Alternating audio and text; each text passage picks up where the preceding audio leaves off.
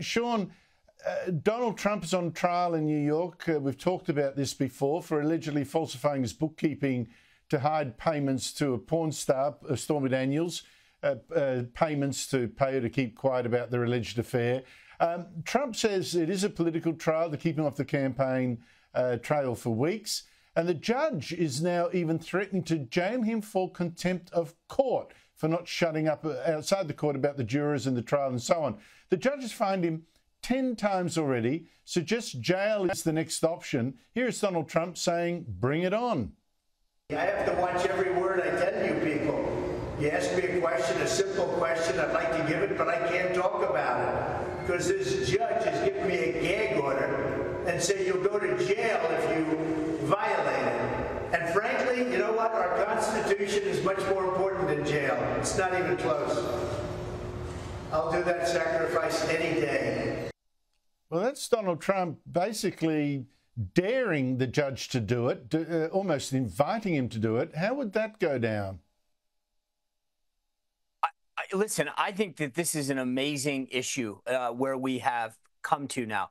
The judge saying, look, clearly the fines aren't a deterrent. By the way, the interesting thing that Trump's lawyers pointed out today, Andrew, is that everything that he ruled on had happened prior to the last ruling. So he was basically saying it's not a deterrent, but everything I'm talking to you about and fining for you now occurred prior to the last time that I brought this issue up. Therefore, it would be impossible for a deterrent to take effect on something that had been retroactive. The logic and the timeline didn't make that sense. That aside, we've talked about how this case is ridiculous because it's a bookkeeping misdemeanor offense past the statute of limitations in the state of New York, number one. Number two, gag orders are not to prevent the defendant from being able to express themselves. Never mind that he is a candidate and a leading candidate for president of the United States here in the country. But the fact of the matter is that any American would have more rights than he has now to express himself.